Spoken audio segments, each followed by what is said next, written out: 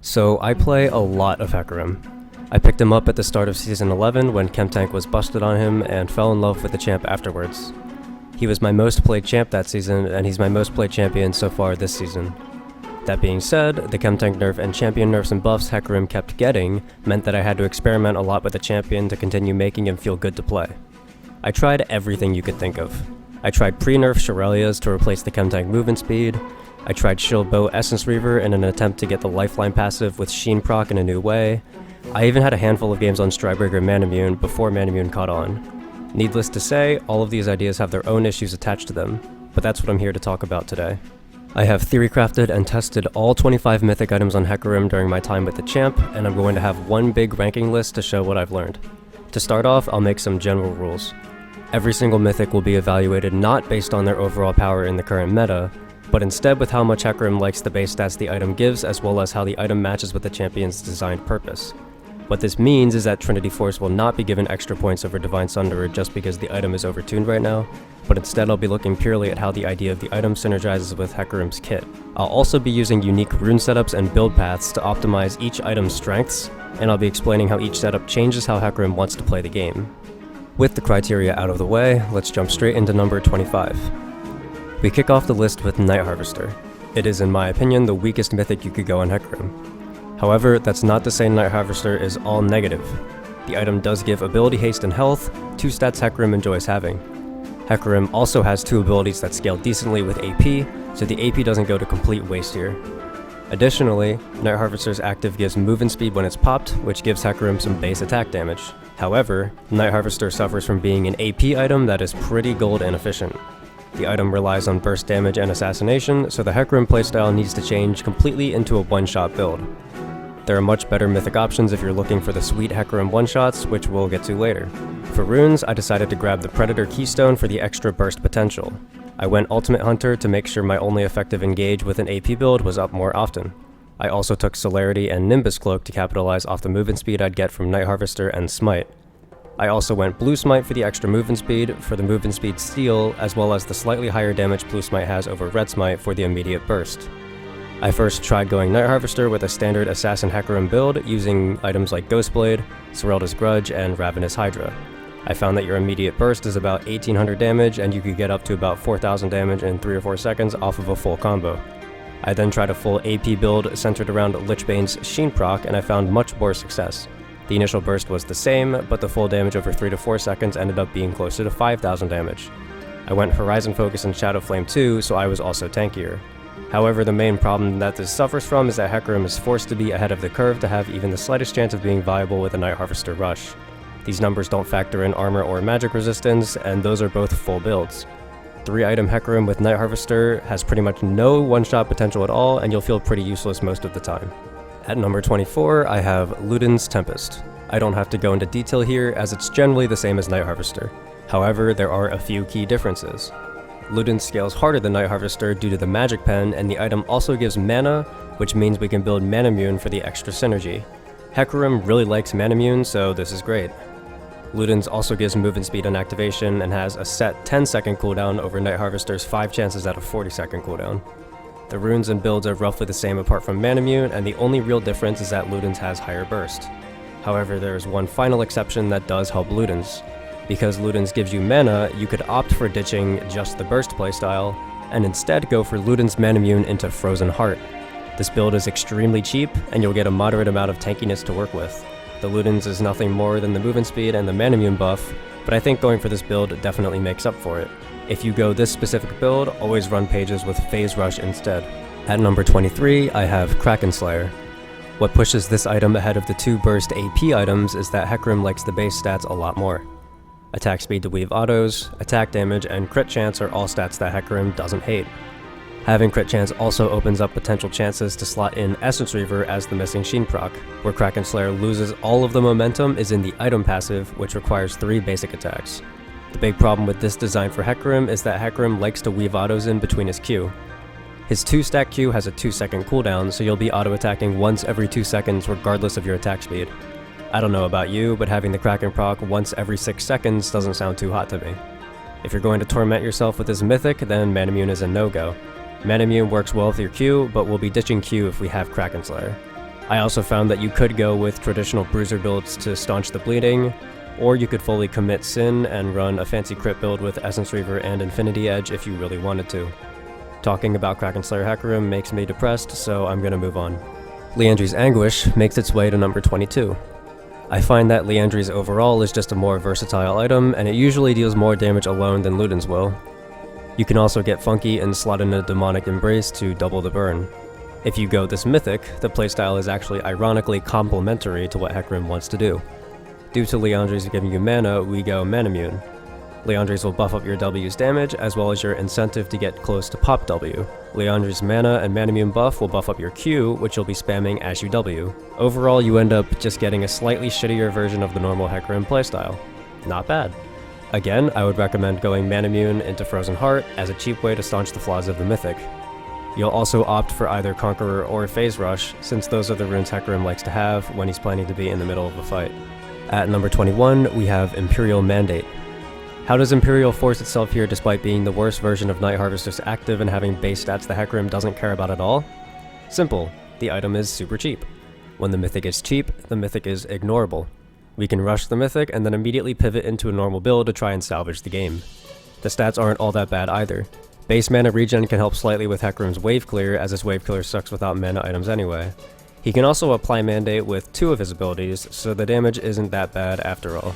There really isn't much to talk about here, since you're essentially just slotting in Mandate for a normal Hecarim build and working with a slightly worse Hecarim. At number 20, we have Hextech Rocket Belt. We're still in garbage AP territory, but at least now we have some slight mobility to catch the enemy off guard with sick ultimates. For real, that's the only reason why Rocket Belt is even here. It gives you extra setup for your ultimate. It edges out some of the other options due to the health it gives as well, and playing a more supportive ult bot version of Hecarim is doable if you're patient. If you pick this up, you'll be grabbing cheap support items since you're literally only your ultimate. I would recommend Knight's Vow and Redemption so that your health bar belongs to your carry and you can be useful after you die. Number 19 is Gale Force, and it's quite literally the exact same mobility but with complementary base stats. Gale Force also deals more damage on its active, which is cool I guess. You can run the aforementioned crit Sinner build you did with Kraken Slayer, or you can go for a traditional bruiser setup. You also definitely go Conqueror here regardless of what build path you choose. The last bonus of Gale Force is that the Mythic passive bonus of movement speed will end up giving you like 10 extra attack damage, so that's cool. With Gale Force out of the way, I can officially say that we're out of the Mythics I would consider to be bottom tier. Any Mythic from here on out is a Mythic that Hecarim could theoretically build in my ranked games without me instantly reporting them, as long as they had some kind of reason for their build. Time for some controversy, as there are actually games where people apparently pick my number 18 choice, Goredrinker. First off, the positives. Goredrinker gives Hecarim entirely stats he wants, and you can go Conqueror with a normal Hecarim build. Sounds like this Mythic should be average, right? Wrong. The big problem with Goredrinker is the active. The active literally requires you to stop moving in order to cast it. You might not have even noticed, but you do have to stand still during the duration of Goredrinker's active. If there's one thing Hecarim really doesn't want to do, it's stand still. His kit requires you to bomb rush somebody and then stay attached to them while spamming Q and healing with W. Standing still for even a brief moment completely takes away from your tempo when you initiate this game plan. If you want heals, just go Divine Sunderer, it's 10 million times better. So where does that leave us? It puts us in a position where we can only use Goredrinker active when we're the ones being engaged on, or we just have to not use the active at all. Both options sound pretty pitiful to me, so Goredrinker gets put in the slammer. And just to stress how much I hate that you have to stand still to activate this item, I'll spoil and say that you're not going to see Stridebreaker for a long time. At number 17, I have Riftmaker. Riftmaker quite literally only has 2 negatives about it. The first is that it robs you of a better Mythic, which obviously, and the second is that it gives you AP. That's it. The item itself is actually quite decent for Hecarim. Hecarim does in fact like to remain in combat with Q spams and Conqueror, so he'll make good use out of the Riftmaker true damage. Riftmaker is also a pretty tanky item with health and Omnivamp. I have a slightly different build to go with this item. First off, you'll go Red Smite. The damage negation it provides will help you solve a fully stacked Riftmaker passive. Then you'll go Manamune into Spirit Visage. The bonus healing on Visage combined with the Riftmaker Omnivamp plus Conqueror is nothing to scoff at. Obviously, don't do this if the enemy is 580 champs, but that kind of goes without saying. At 16th, we have Crown of the Shattered Queen. This item pushes its way to this spot from a combination of positive traits. It's cheap, it gives mana for Manamune, and the active is actually quite good for Hecarim's playstyle. While it's not as effective as just going with a tankier Mythic, The damage reduction you get on Crown does give you a full 1.5 second window to feel safe after you ult into 5 people to start an engage. If you're really far behind, Crown is actually pretty okay to make sure you can still do your job. Also, as I already mentioned, the inclusion of mana means you can rock the Manamune Frozen Heart build. Your 4 core is literally Crown, Manamune, Frozen Heart, and Anathemas. That's like 2 gold. If you take advantage of Hecarim's fast jungle clear, you'll be full build in no time. It's great, we love Crown. Number 15 is Even Shroud. This item is cheap and it gives all the base stats that Hecarim wants. The active can also be utilized decently by Hecarim. I have literally nothing else to say about this item, it just kind of works. Number 14 is Shirelia's. I'll admit it, I was wrong about this item. I'm sorry to the solo queue players and flex teammates who I griefed in late season 11 when I was convinced that Shirelia's Hecarim was good. It's not good. However, it's not bad either. You get a cheap item with stats that Hecarim mostly wants, and an active that gives you an injection of movement speed for your whole team. I swear that the item had a good idea behind it, it just wasn't great in practice. When you go Shirelia's, you want to be tanky. Fitting in traditional tank items and getting a Gargoyles ASAP will be your best bet at hiding how untanky you are early. You can also set up lane ganks with this item by giving your laner a surprise movement speed buff to kick it off. Overall, it's just a worse version of Chemtank, but you can cheese a couple of good plays with it. The remaining 13 mythics now belong in the category I would consider to be good. If I see a Hecarim building any of these remaining mythics, I probably wouldn't think twice about it. In 13th is Sunfire Aegis. This guy's effectively just a better Riftmaker. Just like Riftmaker, it builds up stacks over time that accumulate more damage. The difference is that Sunfire gives Hecarim more stats that he wants to have, which makes him tankier. You can once again combine this with Manamune and Conqueror to deal a lot of damage up close. Pretty boring, but effective. In the same vein, 12th is Frostfire Gauntlet, which is Sunfire with less damage and more utility. If I went Frostfire over Sunfire, I would go for a more utility-based build over a Bruiser build with Sunfire. Frostfire gives health, so I would recommend slotting in a Knight's Vow and a Gargoyle Stoneplate here. The slow zone Frostfire makes is good for sticking on top of the enemy, and personally, I value playing Hecarim as utility higher than most people would. I think Hecarim can play really well as a disengage peel tool for carries, since his ult and E are good for getting people off. If you fully commit to the defensive playstyle with Hecarim and draft hyper-scalers like Kale or Kog'Maw, it can work really well. That being said, Frostfire Slow can be a bit underwhelming for utility, and the bonus health synergy with other builds is the main draw to the item. In 11th, I have Immortal Shieldbow. Maybe this placement is a bit skewed, but I do think that this is by far your best bet if you're looking for any kind of Essence Reaver crit build. I used to run games in solo queue with Shieldbow, Essence Reaver, IE, and the damage is actually pretty solid. The lifeline passive Shieldbow gives also allows for that built-in sustain that other marksman mythics are missing. Because of this passive shield, you're able to weave in more auto Qs over a fight, which can add up to big damage with crits and Sheen proc. Due to the nature of weaving autos, I strongly recommend Conqueror and Red Smite for this variation. You also have to change your playstyle a bit and avoid head-on engages. When you do have the lifeline shield, the build is still squishier than average and you'll pop in teamfights. This build is more for diving backline and killing 1 or 2 carries in the chaos. Top 10 finally introduces the first lethality item, and I have Eclipse slated here. All 3 lethality items have the same playstyle that requires you to fully commit, and I find that Eclipse synergizes the least for Hecarim specifically. The passive is easy enough to proc with a simple EQ, but the main problem is that you're really not tanky enough to get 2 of these off, and the 4% Armor Pen Mythic passive feels really underwhelming. However, lethality builds can be good. Assassin Hecarim can completely take over the early and mid game, and if you can get your team snowballing with objectives, then the fact that you fall off really fast won't matter too much. Despite me criticizing Eclipse for being the worst of the 3 lethality mythics, lethality builds are still strong enough to push it all the way here. For lethality Hecarim, you'll definitely want to take Predator, and you'll always fit Ghostblade into your build. You have your pick of the litter afterwards, but I would recommend Edge of Night if you're super ahead to limit enemy comeback opportunities, and I also really enjoy the AoE damage that you can do with Ravenous Hydra. I won't go too into detail about my 9th place mythic Duskblade, as it's almost exactly the same as the former.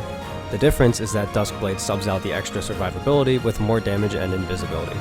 Lethality Hecarim is squishy regardless, and the Omnivamp plus Shield of Eclipse isn't really all that important. The invisibility passive on Duskblade, on the other hand, is quite useful. It allows you to reposition and wait for cooldowns to get a second pick off in teamfights, which is super valuable. Duskblade also comes with ability haste over Armor Pen, which I think is a better mythic passive for lethality Hecarim, due to the playstyle's desire to snowball early as hard as possible. Before I continue, I want to note that this line right here, these top 8 mythics I believe to be a clear step above everything else. I would argue that there is a case for each of these 8 mythics, that there are situations where each mythic is 100% the best choice for that game. At number 8, I have Prowler's Claw. This item is super overlooked, and I cannot stress how amazingly this mythic works with Hecarim's kit. To preface, I did extensive testing with this item in Practice Tool to make sure, and I can say with full confidence that the slight movement speed you lose when activating the item does not decrease your AD from passive enough to outweigh the 15% damage buff from Prowler's Claw. You also don't lose enough movement speed to noticeably change the knockback you get from E. This brings me to my first big praise for Prowler's Claw. You usually need to burn ult with Hecarim to get behind the target of choice and then E them backwards into your team. With Prowler's Claw, you don't actually need to burn ult to guarantee the knockback into your team, since Prowler's positions you behind the opponent. As such, you'll still have ult to chase the flash or to disengage if the play goes wrong. The second perk of the item is that even without the active, the item just does the most damage on any champion. The lethality mythic passive is mathematically better than Eclipse or Duskblade even when you factor in those items' passives. That's right, simply having Prowler's Claw and never using it already deals more damage than Eclipse passive or Duskblade passive. So now we have an item that does the most damage, allows you to save ultimate on engages, and gives bonus range that the enemy team will be forced to adapt to. If you know how to properly use Prowler's active, this is by far and away the best lethality mythic Hecarim can run, and it's not even close.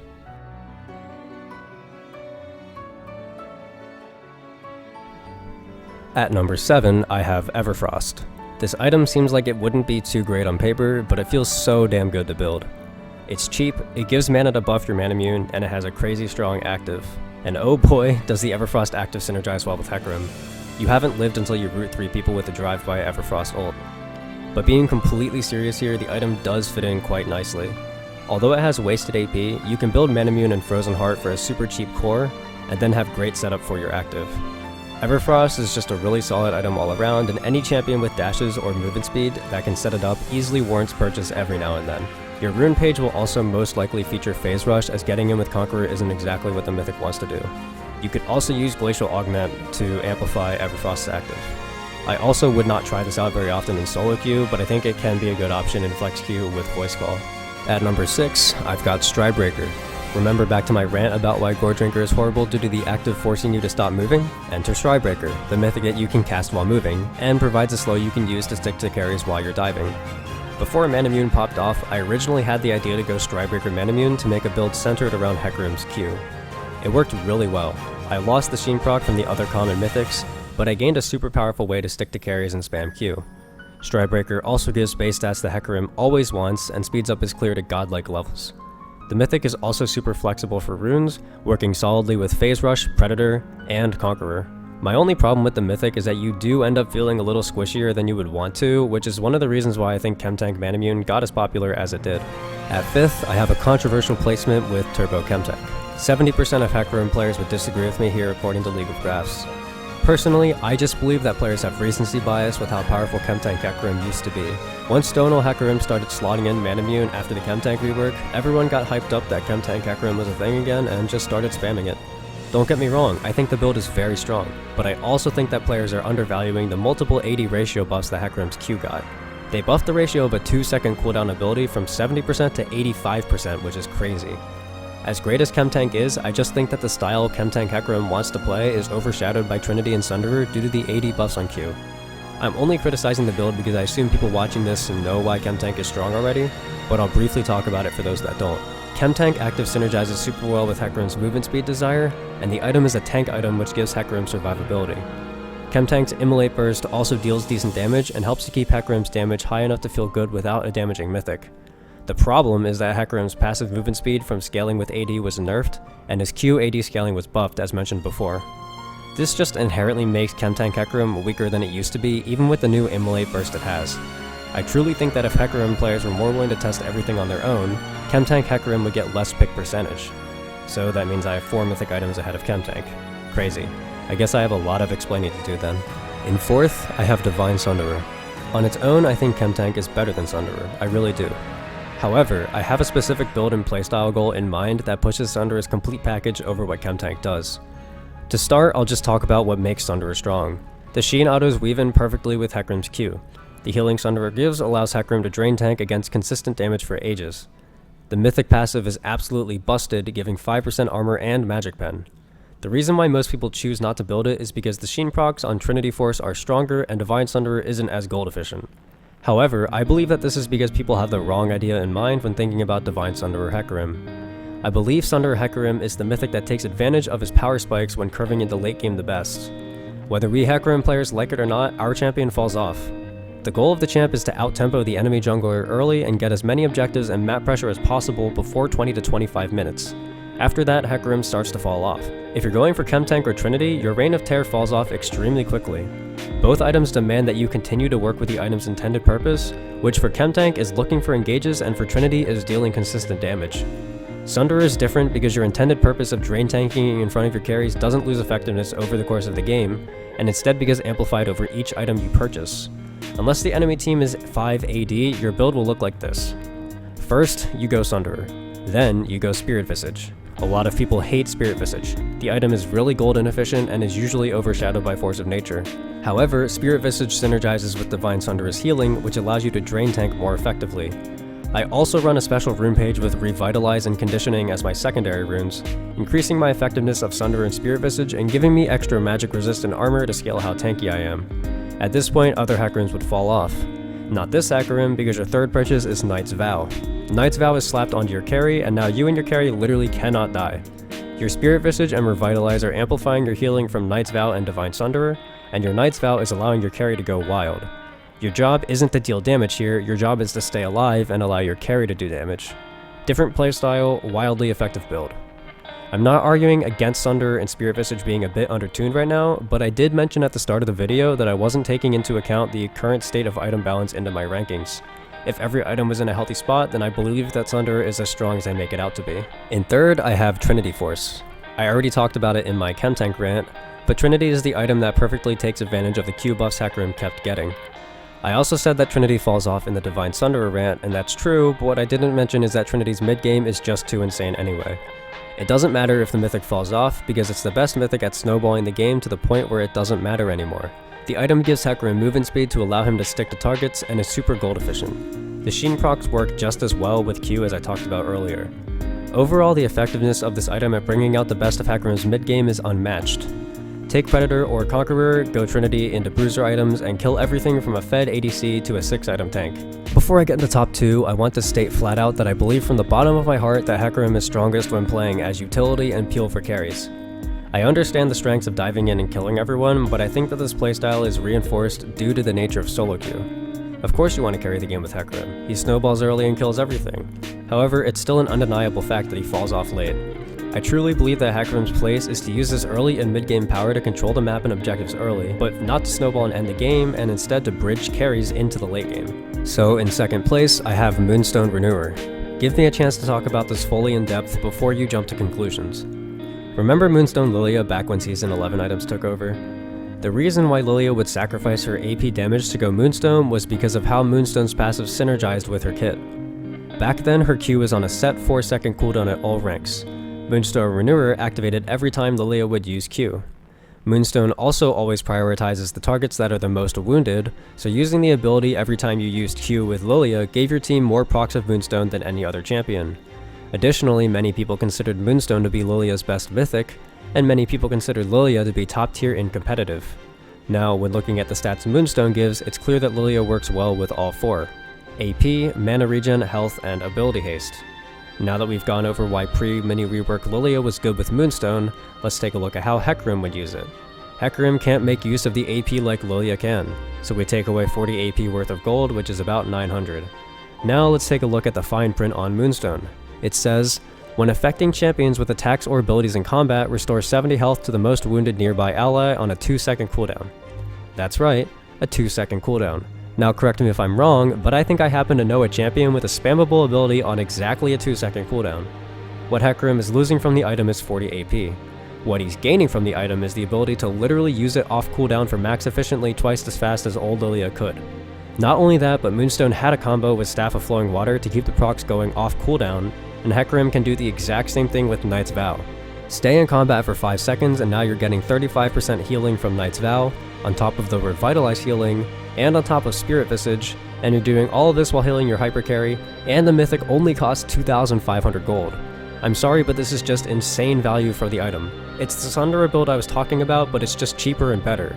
And obviously it requires you to draft it when your team wants to be engaged onto instead of engaging, but look at the champions that are also like this.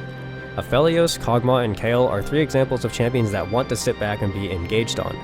None of them like to sprint forward to chase for an engage. All 3 of them want the enemy team to come to them. Those 3 champions are also all hyper-scaling champions who synergize perfectly with Knight's Vow. Hecarim can play defensively with these hyper carries and use his ult and E to peel off the enemy, while also healing his carry with Moonstone and Knight's Vow to make them unkillable, while also Hecarim being unkillable himself. If you're coordinated with your team in 5s, I fail to see how a max efficiency Moonstone on a champion who bridges carries into the late game perfectly isn't amazing. The rune page changes too to fit this, and you'll be taking either Glacial Augment for peel, with Resolve secondary to get revitalized and conditioning, or you'll take Guardian for the shield peel. I would recommend Guardian due to the shield being buffed by your Moonstone and Revitalize. This brings me to my number 1 mythic option, Locket of the Iron Solari. It's the exact same playstyle as Moonstone, but with a couple of differences in what the items can do. Locket gives Hecarim armor and magic resistance, and all the base stats are beneficial for him. He trades out the healing from Moonstone for the Consecrate passive to make his carries tankier and the Locket active shield. While the total effective health of the Locket shield and Consecrate passives is lower than Moonstone's healing, this is balanced out by a couple of things. Firstly, Hecarim makes full use of the item stats. Second, the shield is an active that targets all allies in the surrounding area as opposed to Moonstone, which has the chance to heal the wrong targets and only one at a time. Third, it's much easier to execute with Locket than it is with Moonstone. Finally, Moonstone is countered by Grievous Wounds, while Locket Shield only has 2 niche item counters that most champions don't like to build. I don't think Locket is always better than Moonstone, but I would argue that Moonstone has a couple bad scenarios, whereas Locket will always do well no matter what. Locket uses the same Guardian or Glacial Augment page as Moonstone, and it's still the same defensive peel style for your hyper carries. And with that, the list is complete. 25 mythics on 1 champion, all ranked from worst to best. If you enjoyed, consider leaving a like or subscribing. I stream on Twitch at twitch.tv/psychopathicporo, and I play Hecarim a lot. Tune in to see some of my mythic ideas live. Thanks for watching.